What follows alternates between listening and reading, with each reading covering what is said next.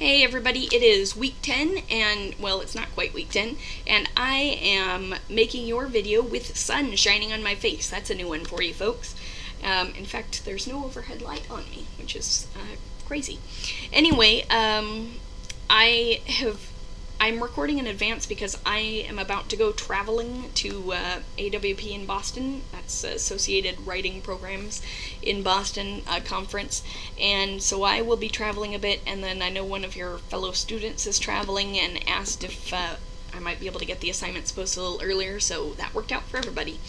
I have just finished last night reading your press releases and making comments on them.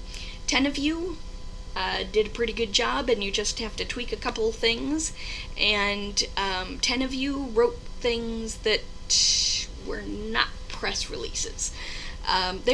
Some of them were close, but they were not press releases, and that is because, as I warned you in the video, a press release has very formal documentation. And now you might look up a press release online and see it from a particular company, but a lot of companies take their official press release that they send out to the news agencies that take the press releases. They take them and then they make them pretty, and they put them on their websites. So I'm afraid maybe some of you looked at something like that online. What I'm looking for is the real kind of press release that you would send out to a news agency, where people send newsworthy things to be picked up by the press.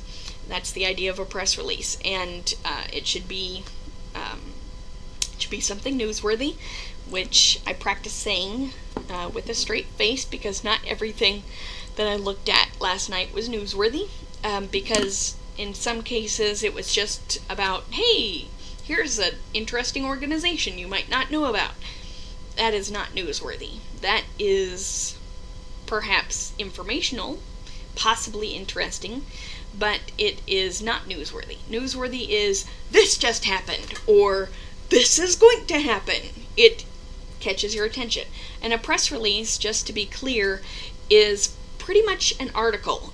And the idea behind a press release is that somebody could copy and paste your press release text into a magazine or a newspaper or a blog or something, and it would basically be ready to go. So it shouldn't be, hey, I'm letting you know about this so that you can research it and write an article about it. Nope, you are basically writing the article for the person. Now, most of you actually didn't get too far off of that. More than half of you did just fine with that. But a press release is also a very formal document in that it has a particular header. It starts with "for immediate release" in all caps.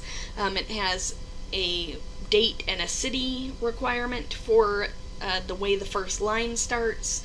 The headline, or I should say the title of it, that is actually something that you want to think about in terms of a headline. Like if you could write the headline for the article as it appears in a newspaper, magazine, etc., etc., that's what you want there. So you don't want an endless stream of stuff. You want something that catches a reader's attention and makes them want to keep reading. Because the idea behind a press release is you're trying to get the press to pick up on your story, and they're not going to do it if it doesn't look interesting to them. So in some ways you are writing for the end user, the people who will read the main article, but also for these news people who are going to decide whether or not to run with your story. So very formal documentation. It does, by the way, some people were not sure, it does end with 3 pound signs that look kind of like this at the bottom of a press release, and that is an old custom that is still in play. And I imagine that things used to print off, just press release after press release, and that would make it easy to see where each article or story ends and begins, but they still do it to this day, and if you don't have it, you look like you don't know what you're doing. Just to be clear, that contact information at the bottom, that is designed for the press people and not to be included in the article press release too. So you need, if you want people to be able to contact you from the general public, you need to include that in the body of the press release.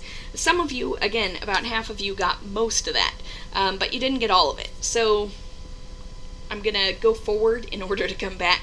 So let me tell you about something that you're doing in your progress report 2, which is due this week. Fortunately, you don't have any reading, so you got plenty of time.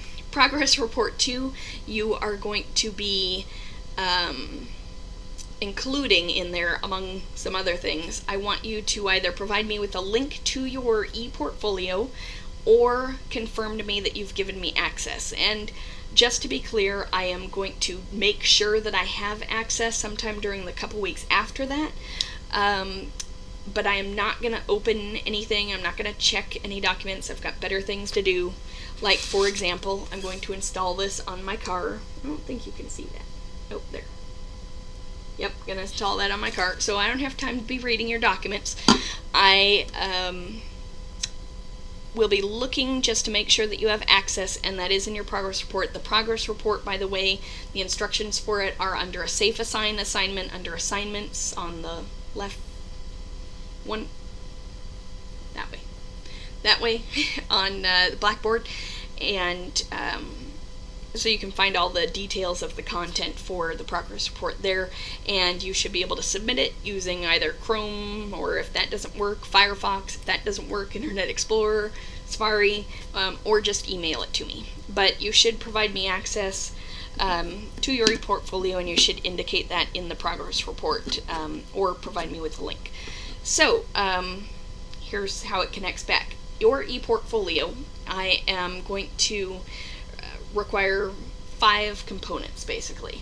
One component is your resume itself. Ideally, it's all fixed up and beautiful from based on my comments and any other changes that you want to make to it. That should be posted on your ePortfolio. Some sort of a welcome screen or cover letter, but one that's directed to any job potential employer who might go to visit your site. And again, this is, you don't have to actually do this. You don't have to actually make your site available, but that is kind of the scenario behind the ePortfolio, is that that you have a welcome screen or a cover letter kind of a thing that welcomes people to the ePortfolio and tells them what's included and who you are, a little bit about yourself. So it is like a cover letter, but it's not for a specific job, and it's not for a specific employer. So there's a little bit of an audience thing to consider there. Third element is now a revised version of your press release. Everybody had a little something to do, one thing here or there, and a few of you needed to turn some narrative things that were not quite press releases into press releases. And I urge you to check the example of the link that I posted in that discussion board 8, that can show you more about a press release and what it should look like. Scan down and look at the sample. That's pretty much what it should look like. A press release, when it's actually out there, is literally in like plain text format when it's submitted to news agencies. So you shouldn't be thinking too much about format. You can bold things, but that's about as exciting as formatting gets for a press release. Also, not everyone who made a press release did this, but I want you to make sure to include a quote in a press release. Quotes attract people. The title on your press release, I think I said this, should be the headline. But anyway, so that's your third thing that's going to be on the ePortfolio. And then you'll have 2 other documents that you can post on the ePortfolio that'll be up to you. They can be things we've already done, things we're going to do. You can take a look at the syllabus to see what you might like to do. And you could even take something from one of the discussion board posts and, make sure it's in a Word document or a real document and it's nicely formatted, and you can include that. But it's basically here's some examples of things I can do. And I know that for some of you, it's not all going to be applicable, in which case you're just sort of fulfilling an assignment. But you'll at least know how an ePortfolio works, and you can fine-tune it later for a real ePortfolio that you might give a potential employer sometime in the future, if you don't do it this time. Okay, so we did come full circle there. The only other thing, so this week you'll be doing your progress report that includes a link to the ePortfolio, which I promise not to read any documents of. It can be completely blank, and or you give me access via my email address, which is posted on the syllabus. And then you do have a discussion board post. Again, you don't have any reading, but there are 2 emails you will be writing within one discussion post. You can do it in the same document, just maybe fake email header to separate the 2 of them. It'll be very obvious which one is which. They will be quite different. But make sure you respond to both of them for your initial post and their instructions on follow-up post right there in the discussion board like usual. So that's it for week 10, and you have some advanced information about your ePortfolio, and you can get those ready as you like. Work them around your other midterms and that kind of thing. So hope that's helpful. I'm drinking coffee.